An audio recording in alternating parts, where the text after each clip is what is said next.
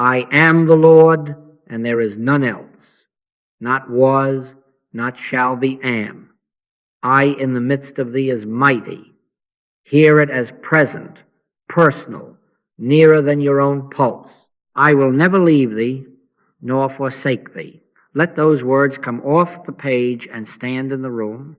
Yes, closer than breathing, nearer than hands and feet, this I, this presence, this life that formed you from the womb and girded you, though you have not known it. Now, some of you have come with the weariness that only a sincere heart can know the fatigue of the endless checklist, the next book, the next technique, the next resolution to be kinder, stronger, calmer, more enlightened by Thursday. Oh, you have worked on yourself as if chiseling a statue out of granite, and every morning the stone seems to grow back. Be honest with me. Have you not grown tired of pushing the river? Come unto me, all ye that labor and are heavy laden, and I will give you rest. That is not a poetic wish. It is a divine law of being. When you touch the eye that is already at rest, the burden falls as a coat in summer. Let me tell you a small story. A young mother in our city wrote, I have 12 systems, 8 alarms, and a journal with color-coded tabs, one blue for patience, green for gratitude, red for repentance.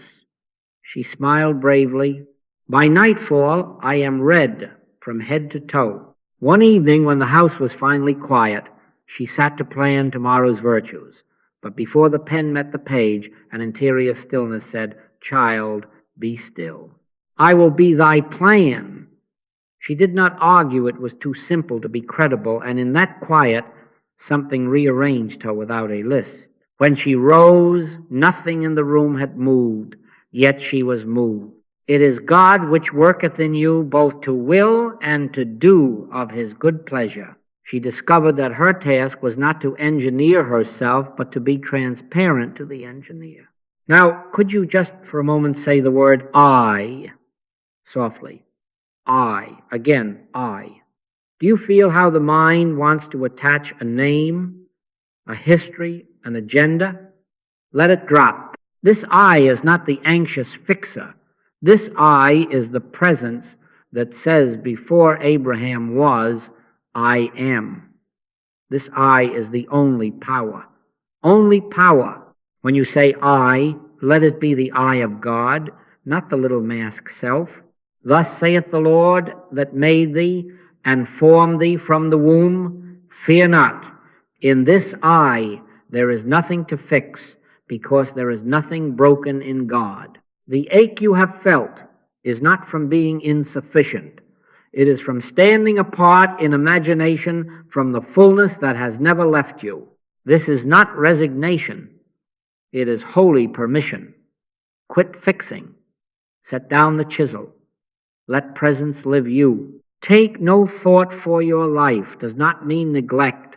It means release management to the infinite that already knows the path and has walked it as you. He performeth that which is appointed for me. Grace performs. Grace governs. Grace accomplishes life through you while you rest as witness and willing transparency. So the path before us is a subtraction, not an addition. From effort to beholding. From managing to being carried by the invisible government within. We will not add 10 new practices. We will learn one in a turn. Be still and know. Now, even now, let us do the simple thing. Close the outer door of thought. Leave your problem outside like an umbrella in the hall. Bring nothing in. Whisper within, God, God, God. And then listen. Speak, Lord, for thy servant heareth. No plea, no plan, no bargaining, just a listening attitude. If nothing is heard, be content. The silence is the word before all words. In it, the imprisoned splendor finds a way out. As you rest in this eye, notice how the heartbeat of fear slows. The shoulders fall without being told. The breath lengthens.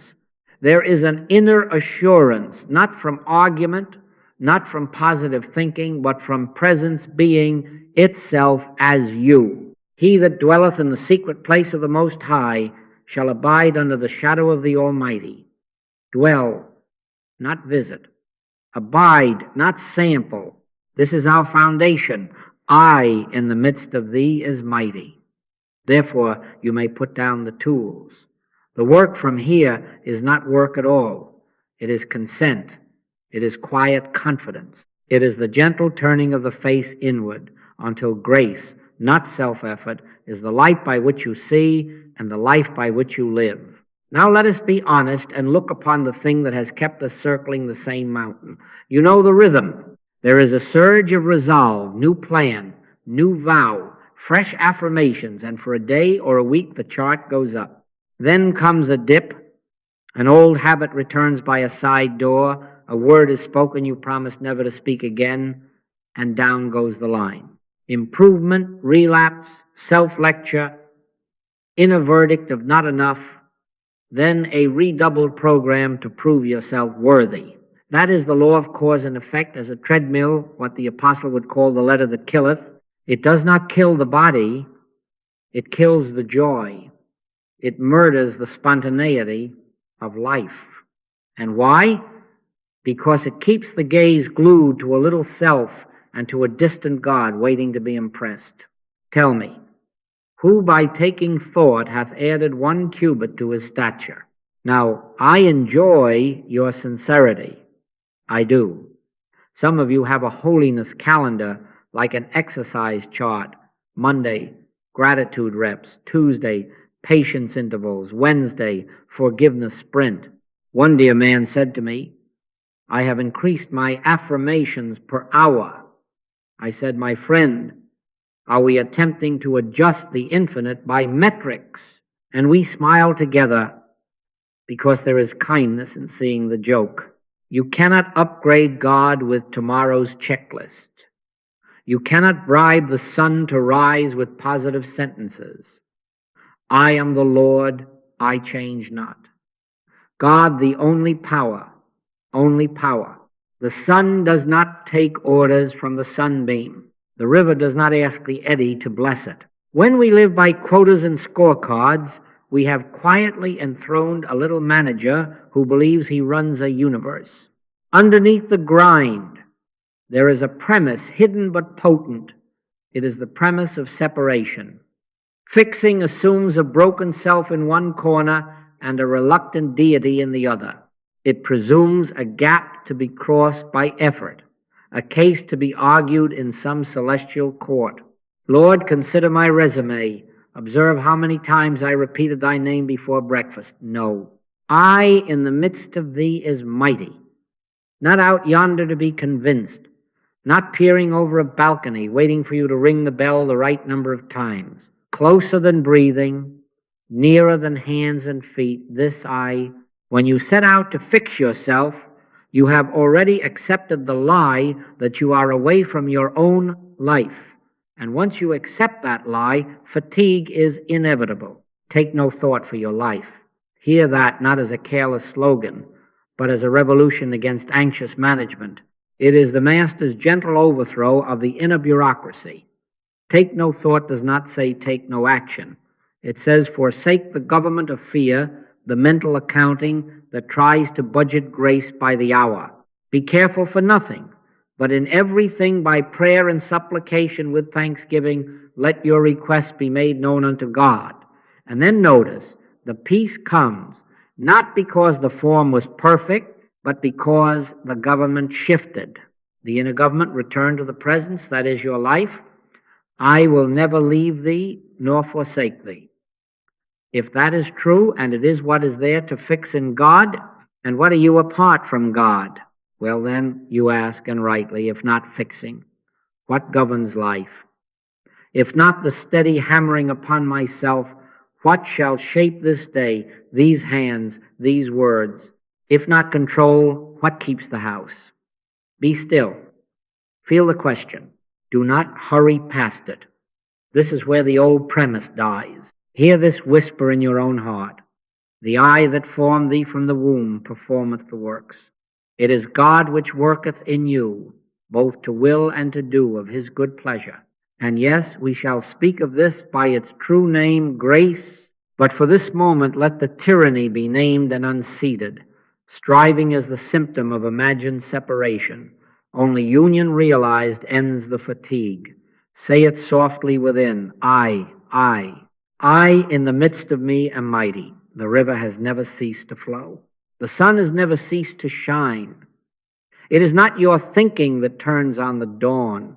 It is not your striving that gives breath. Rest that manager. Retire him honorably, and let us be ready in the stillness to hear what governs when the tools are down. Now we come to the word that frightens the manager and feeds the soul, grace. Not a pat on the head after hard labor, not a reward parceled out to the diligent. Grace is a state, a climate of consciousness in which the so-called laws of matter, mind, and merit lose jurisdiction. For the law of the Spirit of life in Christ Jesus hath made me free from the law of sin and death. Do you hear the word free? That is not theory. That is repeal. In grace, the chain of cause and effect that the world swears by is interrupted and nullified, not by magic, but by the simple presence of the one who is before causes and beyond effects, God, the only power. Only power. When the heart rests in that climate, life ceases to be a project to be improved and becomes a light already shining, merely unveiled. He performeth that which is appointed for me, says Job. The Master echoes, I can of mine own self do nothing. And again, the Father that dwelleth in me, he doeth the works. Say that softly within, he doeth the works. Now you see why the chisel clatters from the hand. The sculptor is within. The pattern of the life is within. The guidance is within. This is the end of self-improvement as a way of life, because self is not the improver and God requires no improvement. Grace reveals what is. It does not varnish what was never true. Let me name the markers of this state that you may recognize the country when you cross its border. First, ease without laxity, not sloth, not drift, rather a buoyancy, a rightness of action that arrives without whip and clock. You discover yourself doing what is needed when it is needed, without rehearsing the heroics. Second, guidance without bargaining.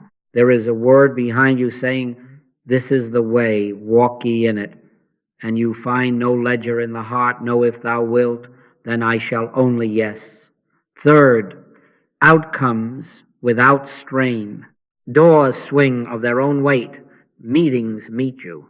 Fruit ripens on the tree because sap rises from the root. You do not push the tree. You do not argue with the season. He maketh me to lie down in green pastures. He leadeth me beside the still waters. He maketh, he leadeth, he restoreth. The grammar tells you the government. Well then, you say, how do I come into that climate? Not by speed, but by stillness. Be still and know that I am God. That is the doorway. Be still and know, not conclude, not construct. No, the silence is not empty, it is inhabited. When you withdraw the fever of self-planning, you feel a quiet pressure, a holy gravity drawing thought into its center. Sit there. God, God, God, then listen. Speak, Lord, for thy servant heareth. In that listening, a subtle exchange occurs. My will loosens, thy will awakens as my very inclination. Then, when you rise, the step appears where there was no step, and it requires no oath to take it. Now, do not mistake grace for passivity. It is not the art of doing nothing. It is the miracle of the right thing doing itself as you. It is God which worketh in you both to will and to do of his good pleasure. There is the twofold motion, to will, to do, source and execution. In one, in grace, motives purify themselves. not by scrubbing but by light. You look, and what is untrue cannot bear the gaze. You yield, and what is true stands up and walk. Someone says, but what of my history? What of habit and consequence? Listen, grace is not a denial of sowing and reaping. It is a higher law superseding a lower, as surely as sunrise dissolves the evidence of night. Where the Spirit of the Lord is, there is liberty. Liberty, freedom from the compulsions and compulsive compensations that made life a courtroom. Under grace, the bench is empty, the accuser has no brief, the case is dismissed for lack of reality. Try a simple thing now to seal this in experience. Say the word I, not the little I that trembles, the I that is spoken before your name, the I that said, before Abraham was, I am. I. Feel that it is present speaking in you, as you, through you. Let this awareness rest upon your day. As dew upon the field, you will find the toilsome questions. How shall I manage? How shall I improve? Dropping away like ripe figs at a touch. For in grace, life is not improved. It is revealed and expressed. And when it is revealed, it expresses of its own nature, effortlessly, faithfully, beautifully. Never look for results. Look unto I. Be still and know. And in knowing, watch quietly as the works are performed, not by a nervous artisan, but by the love that cannot fail. Now, let us come to the simplest door, the word I. Not to think about it, not to dress it with adjectives, but to taste it as it rises of itself. Now say softly, I. Again, I. Attend not to the sound alone, but to the silent aliveness that answers the call, an answering presence. Not summoned from afar, but recognized as nearer than hands and feet. There, that faint inward bow, that hush. Be still and know that I am God. Not a lesson, a knowing. Hear the scripture speak you. Before Abraham was, I am. Do not push that away as history. Let it be present tense, identity. The I that utters itself before all names is not the personality that came later and learned to compare, defend, and strive. Thus saith the Lord that made thee and formed thee from the womb. Fear not, hear it again. Made thee, formed thee. The I that formed you speaks in you as you, and it does not tremble before tomorrow. I in the midst of thee is mighty, mighty without effort, without equipment, without a plan book. Now, let us make a clean distinction, for confusion here is the mother of fatigue. There is an ego I, the anxious fixer, who keeps office hours in your head. It tells time by lack, scans faces for approval, writes rules in pencil, and erases them nightly. That I works hard and sleeps poorly. Then there is the I am, the presence itself, the life of your life, the consciousness by which you know anything at all. The ego I strives, the I am abides. The ego I manages, the I am performs. The ego I prays to a distant deity. The I am is deity within, forever uttering, I will never leave thee nor forsake thee. How shall we practice? Simply as a child. Sit, close the inner door, and say, I. Let the word be a key that opens a silence, not a club to strike a problem. I. Feel how the mind reaches for a project. Let it drop like a toy from a tired hand. I. Not magic remembrance, not force recognition. Like touching a spring in the wall and the lights come on, not because your finger is powerful, but because the current was already there. The Father that dwelleth in me, he doeth the works. Say that, and then let the saying fall into listening. Speak, Lord, for thy servant heareth. In that listening, the fruit ripens without your thumbprint. The first fruit is humility. Not humiliation, not a lowered head before louder people, humility as truthful joy, that I of myself do nothing. I can of mine own self do nothing. You do not shrink. You shine without self-importance.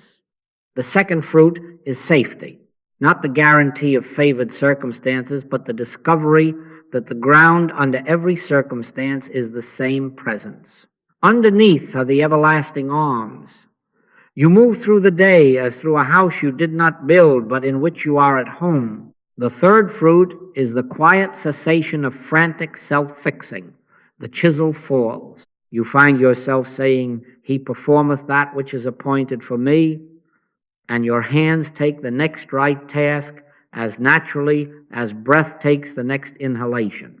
Well, can you trust this eye? Yes, because it is not a mood, it is being. It does not need your arguments to exist. Try it in the smallest way. As you rise from this chair, do not take up the old manager. Whisper inwardly, I go not alone, I go as I. Then watch, without watching for results, how the steps present themselves. If fear speaks, answer not with debate, but with remembrance. I, God, the only power, only power. When thou passest through the waters, I will be with thee. Not if, when, and in the when, the I is its own assurance. So we make of I a touchstone through the day. Not superstition, recognition. At the sink, I. At the desk, I. In the car, I. The name gathers the mind into its source, and there the true doer lives you. This is identity practice, not adding virtues, not collecting badges, but returning moment by gentle moment to the one saying itself in you, I. Be still and know. And in that knowing, rest. The works will be done, and you will not be worn. For love never tires of being itself. Prayer, then, is not briefing God on conditions, nor is it a negotiation with the sky. Your Father knoweth what things ye have need of before ye ask him. If that is so, and it is, prayer cannot be informing omniscience, nor persuading love to love. Prayer is consenting to what already is. I in the midst of thee is mighty. It is the opening of the inward door by which the imprisoned splendor walks out. Not managing, opening, not pressuring, permitting. Stand still and see the salvation of the Lord. See, behold, let... Well, can I tell God then of my need? No. Not because it is forbidden, but because it is unnecessary. To rehearse lack before fullness is to honor the appearance above the reality. I am the Lord, I change not. God, the only power. Only power. Our words do not alter the sun. They turn our face toward it. So we pray, not as couriers of bad news, but as witnesses to the presence that never departed. Before they call, I will answer, and while they are yet speaking, I will hear. We enter prayer to be brought into that answer. Here is the holy simplicity of the method. Two parts, like inhaling and exhaling. First, a brief contemplative turning of thought to God, statements that are not spells but recognitions. Say softly within, God, God, God. I am the Lord, and there is none else. God, the only power, only power. I will never leave thee, nor forsake thee. Be still, and know that I am God. Let each word fall like a stone into a quiet lake, and do not rush the ring. We are not addressing a distance. We are remembering the near. Then the second part, silence, listening. Speak, Lord, for thy servant heareth. No outline, no agenda, a listening attitude.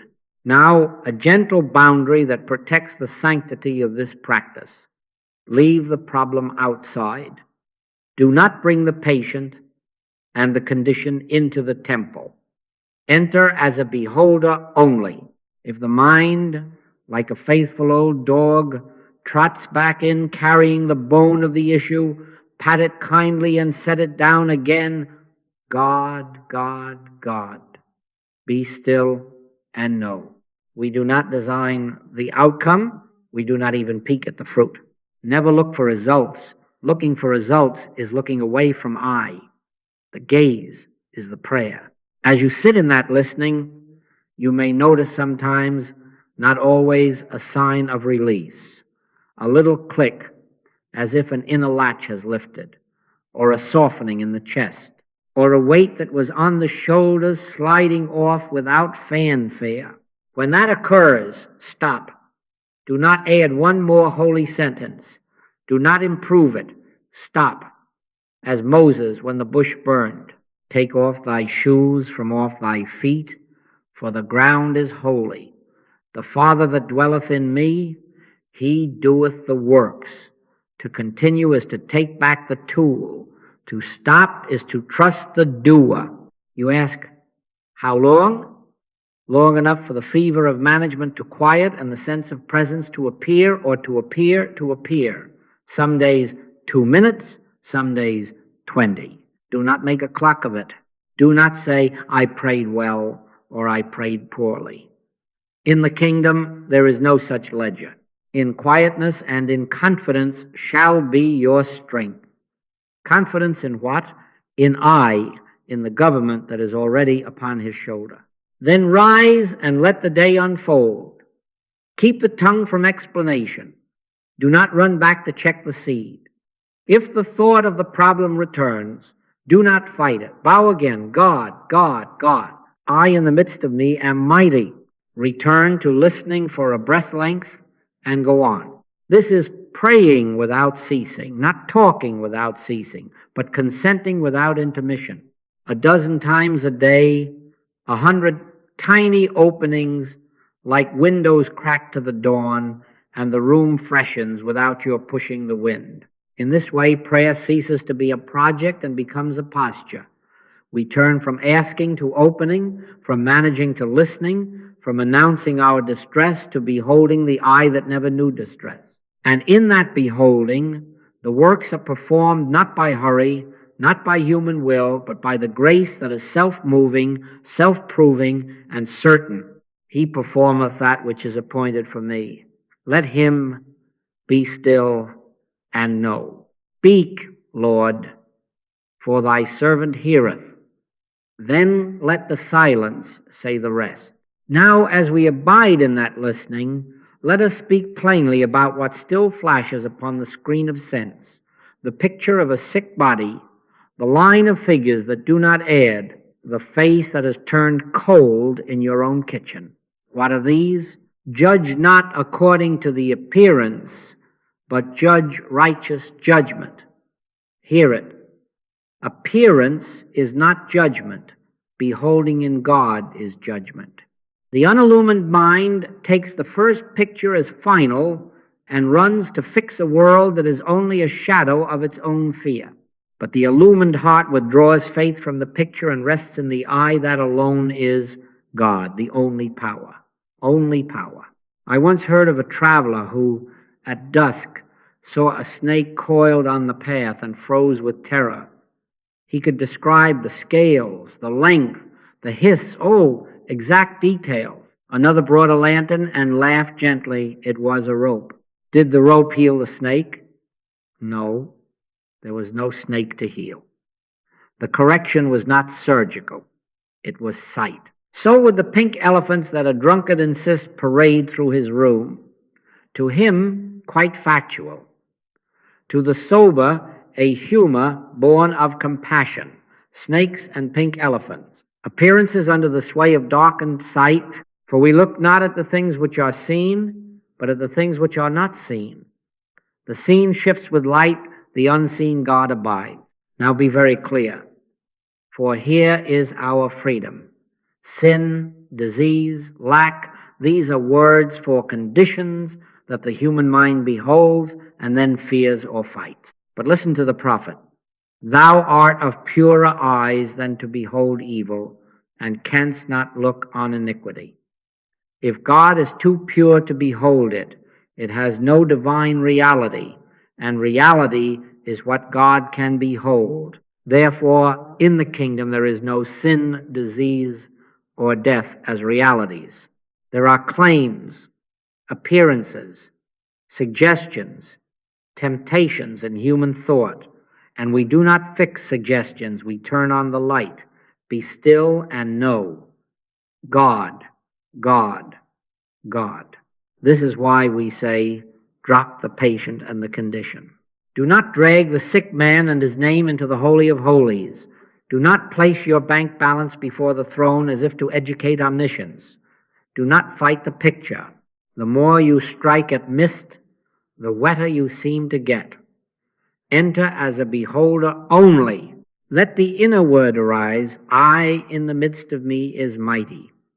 Then behold, God is all, not God in fever, not God in debt, not God in estrangement, God all, beside whom there is none else. I am the first, and I am the last, and beside me there is no God. Stay with that until the heart yields its clutch and the picture loses its terror, not necessarily its outline at once, but its authority. When fear is starved of your faith, it thins, it pales, it dissolves in its season. But what shall I do, you ask, when the report is dire, when the bill is due, when the door slams? First, do not hurry outward. Close the inner door and remember, reality is what God can behold. Let the statements of truth be your lantern. God the only power. Only power. The Lord is my shepherd. I shall not want. He sent his word and healed them. Then listen. Speak, Lord, thy servant heareth. In that listening, the government shifts. Action may be given. Yes, call, right, step, but it will be given from light, not from panic. You will find that what seemed a snake is a rope, or if there is truly a snake to be moved, it will be moved without your wrestling in fear. Unforced right action is the fruit of right seeing. Apply this now, gently, to the three specters the age rehearses: health, finance, relationship. In the body, do not stare at the symptom. Behold the life that is animating even now, perfect, indivisible, whole. In finance, do not idolize the figure. Behold supply as presence, not number. All that I have is thine. In relationship, do not argue with the face. Behold love as the only mind between you, the only binder of all. You are not opposing a thing. You are consenting to reality. You are not pushing away an enemy. You are standing still to see the salvation of the Lord. The weight lifts where you are, and often, oh, so often, the picture follows the release and reforms of itself. And if it tarries, you are not bereft, for your peace is no longer on a leash tied to circumstance. Practice this as you practiced opening in prayer. When a picture rises, do not take the bait. Breathe the name, God, God, God. Say within, I in the midst of me am mighty. Then be a beholder, 30 seconds, a minute, until the authority of the picture drains out and the quiet remains. Never look for results. Looking to see if the snake is left is to stare back into dusk. Keep your eye on the light. In that light, appearances cannot stand. Yea, though I walk through the valley of the shadow of death, I will fear no evil. Shadow, not substance. Walk through. The rod and the staff, the presence that is your very eye, comfort, correct, and carry you. And as you go, one finds, without trumpets, that what needed doing has been done. What needed healing has been whole all along. And the seeming having been seen through has no more tongue to frighten you. Now, since the weight of appearances has been lightened by beholding, let us take the next gentle step. Withdraw our faith and reliance from externals and let the inner government lead. not despising people, nor possessions, nor methods, nor even the sweet helps of devotion, but removing the crown from them and placing it where it belongs upon I. I in the midst of thee is mighty. That is governance. That is safety. That is law transcended by grace. When we lean our full weight on props, they quiver. When we lean our full weight on presence, we find it was bearing us before we lean. Listen as Scripture becomes immediate. I will go before thee and make the crooked places straight. Hear it as the word of I within. The I within me goes before me to make the crooked places straight. Before the hand writes, guidance is written. Before the plan is drawn, wisdom has carved a dry path through the sea. Guidance precedes planning. Government precedes our motion. We do not make providence, we meet it. Therefore, we may put down the anxious clipboard, the tallies, contacts, contingencies, and catastrophes, and turn inward to the one who manages without calendar or clock, God, the only power. Only power. Now, does this mean we abandon duties, ignore calls, leave the roof unpatched? No. It means we fulfill duties from within the sanctuary, refusing fear-based dependencies. We call, but we do not trust in the phone. We meet, but we do not trust in the personality. We earn, but we do not trust in the wage. Our trust rests where it has always belonged. The Lord is my shepherd, I shall not want. Supply is not wage for worry. Supply is grace and expression. All that I have is thine. When that sentence is not a phrase but a climate figures, obey without becoming idols. You balance the book because integrity is natural, not because panic is master. You show up on time because love is orderly, not because anxiety has a whip. In vocation, the same government leads. Stop looking to externals to tell you who you are or what you shall be. Withhold your sacred consent from the false saviors. Networking is salvation, busyness is worth, approval as oxygen. The government shall be upon his shoulder, upon his, not yours. Sit, say I, and open out a way for the imprisoned splendor to escape. Then watch as inclination clarifies. The letter arrives without your lobbying. The idea forms itself in the night and is plain in the morning. The conversation that would have taken 10 emails is given in a single quiet word at the right moment. Never look for results. Let outcomes be God's business. Your business is to keep mind stayed on I. In that staying, doors swing of their own weight, and those that do not swing are not your doors today. Isn't that wonderful? It saves shoes and nerves. But what if the account dips? What if the boss frowns? What if the market turns? Fear not.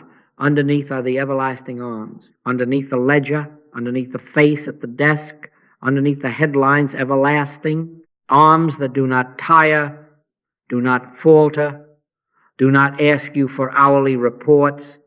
Take no thought for your life. Again, not indifference. Release. Release the inner bureaucracy. Seek ye first the kingdom of God and his righteousness, and all these things shall be added unto you. Added, not wrestled for. Added, not mortgaged to dread. Addition is God's arithmetic. Let us make this practical in the small. Each morning before the feet seek the floor, let the heart establish government. God, God, God. I in the midst of me is mighty. The I within me goes before me to make the crooked places straight. This day is thy day to live as me. Speak, Lord, thy servant heareth. Then rise and do the next faithful thing. Brush, brew, bless, and do it without mortgaging peace to outcome. If midway the old reliance grabs for the wheel, I must call him now, or all is lost. I must check the account, or I cannot breathe. Stop inwardly for 10 seconds. Return, God, God, God. Be still and know. Let the inner government resume the shoulder of the government and then proceed. By evening you will discover you have been carried more than you have carried. You will find the twisted path straighter than your maps, the meetings kinder than your rehearsals, the figures obedient without your scolding.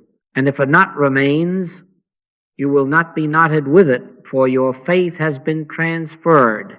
I will never leave thee nor forsake thee. That is the charter of this surrender. We live and move and have our being in I. Rest there, fear not. Underneath, now and always, are the everlasting arms. Now, someone says, yes, but is this not only sweet talk? Where is the proof? Hear me tenderly.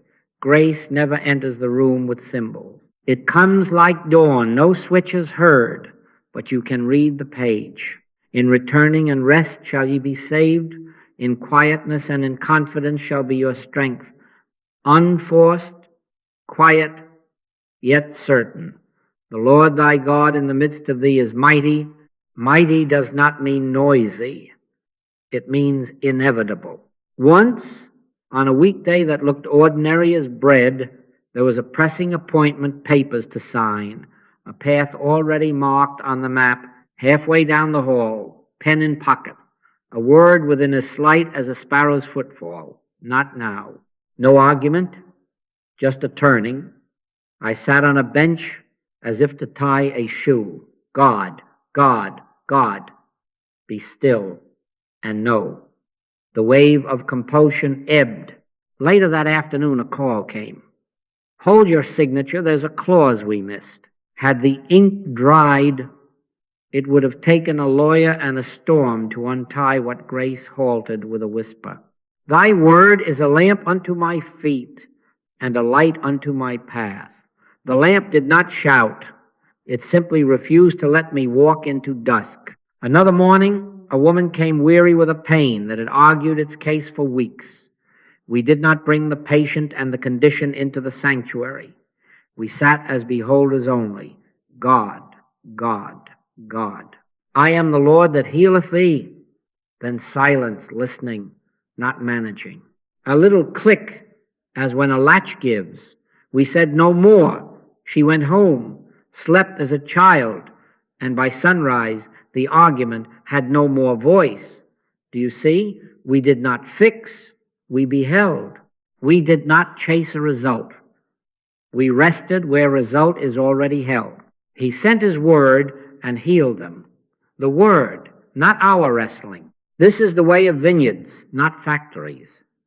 Abide in me, and I in you.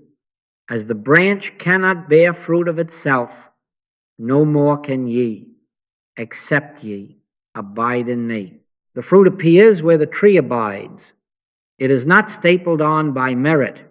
It is drawn up by life. We concern ourselves with abiding, not counting.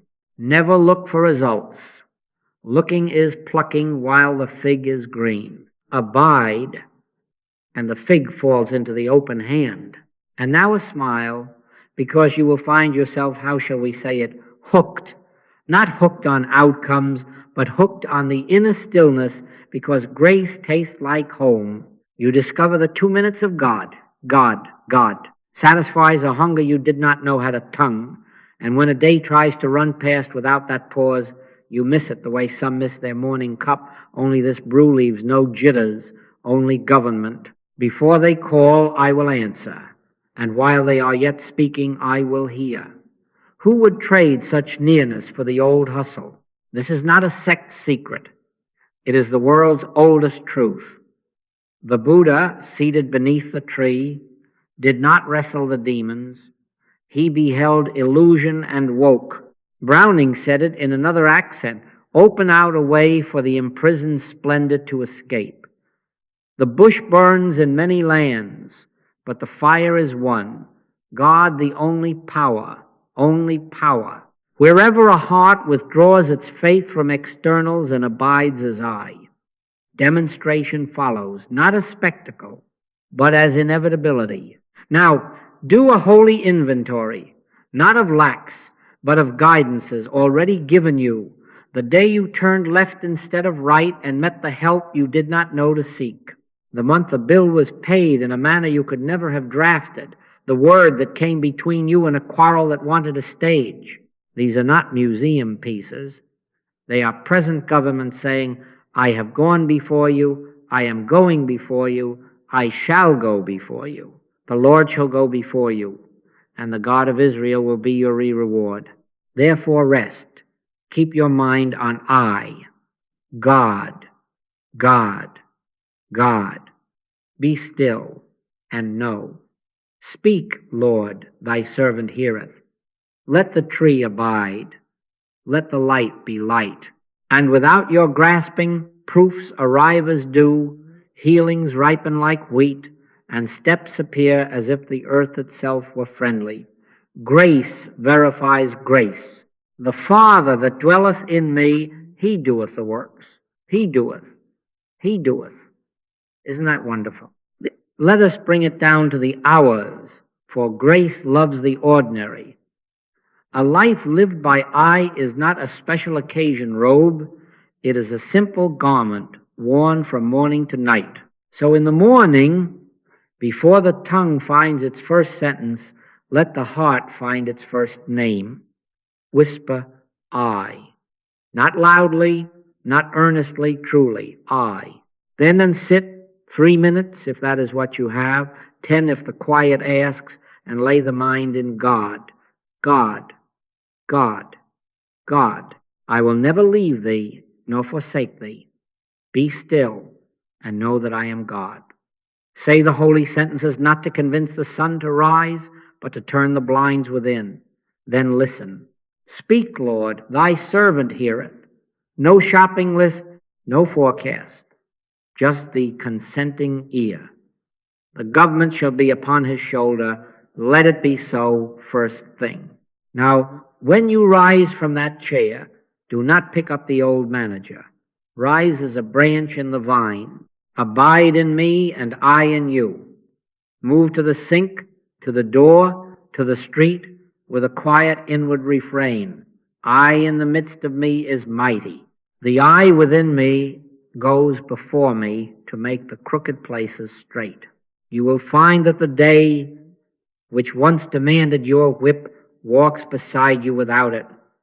And if you forget by 9 o'clock, and you will remember at 9:01, no scolding, return. God, God, God. We are establishing climate, not scoring points.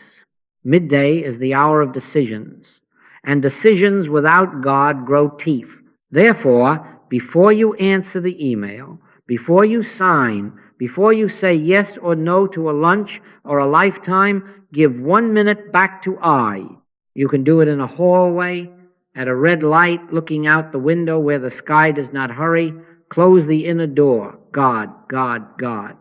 Be still and know. Then speak, Lord, thy servant heareth. 1 minute of listening resets governance. The hand may then write or wait. The voice may then speak or keep its counsel. But you will know you are not the doer. It is not ye that speak, but the Spirit of your Father which speaketh in you. What is that minute? It is the shepherd reclaiming his flock from your clipboard. Make of the breath itself your chapel. As the chest fills, let there be the inward word. Be still. As it softens and leaves, and know. Be still and know. Be still and know. 2 or 3 such breaths redeem a corridor between meetings, a walk to the mailbox, the time while the kettle warms. If a thought barges in with its urgent banner, do not wrestle it to the floor. Smile, bless, and return to the name. God, God, God. If you catch yourself 3 streets later rehearsing an old quarrel return, no self-rebuke. For there is therefore now no condemnation to them which are in Christ Jesus. Condemnation is a weight. Grace is a hand under the elbow. And the evening let it be an altar, not a tribunal. When the day draws its blinds, take 5 quiet minutes to lay it in the presence. Do not audit results. Never audit results. Auditing is plucking the fig to see if it is sweet. Abiding lets the fig fall when it is. So sit and say, not unto us, O Lord, not unto us, but unto thy name give glory. The Father that dwelleth in me, he doeth the works. Then let gratitude rise without ledger. Thank you for thyself, for the unseen shepherding, for the word withheld as much as the word spoken. Entrust both bright and dim rooms of the day to the one who fills them. He performeth that which is appointed for me. Then sleep, not as an orphan of your tasks, but on the everlasting arms. These are the habits of abiding, and they are light. We are not adding a burden, we are removing one. Think of a cord plugged back into its source 100 times a day, not by will's grinding, but by love's remembering. Thou wilt keep him in perfect peace, whose mind is stayed on thee, stayed, not strained. And if you wish to bless a house or a team, make a silent agreement that you will anchor the room in I before you speak.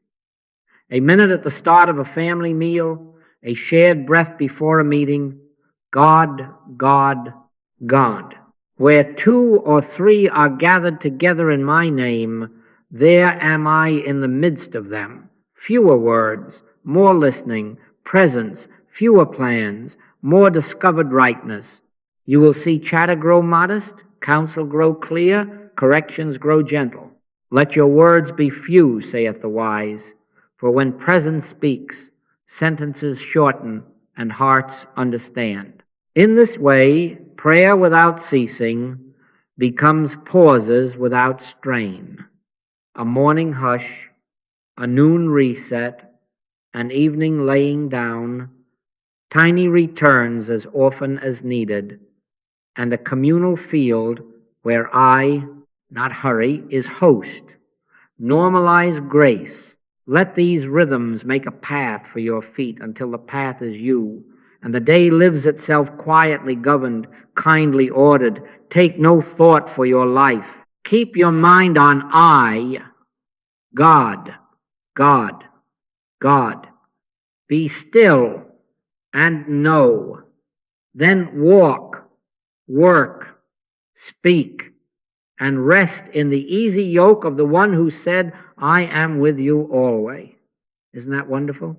Beloved, we have come to the still water.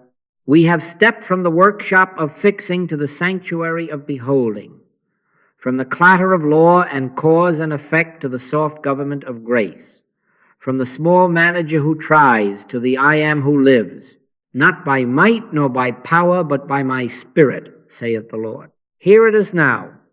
The burden has been lifted from your shoulder. The government is upon his shoulder, and the gentle command remains, be still and know that I am God. Let this be our sealing. God, God, God. Say it softly within. God, the only power, only power.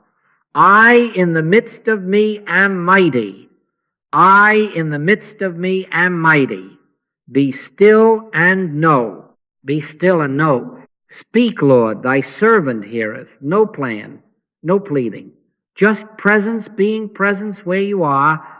The Lord is my shepherd. I shall not want. Not tomorrow, now. You have learned the holy exchange. Drop the patient and the condition.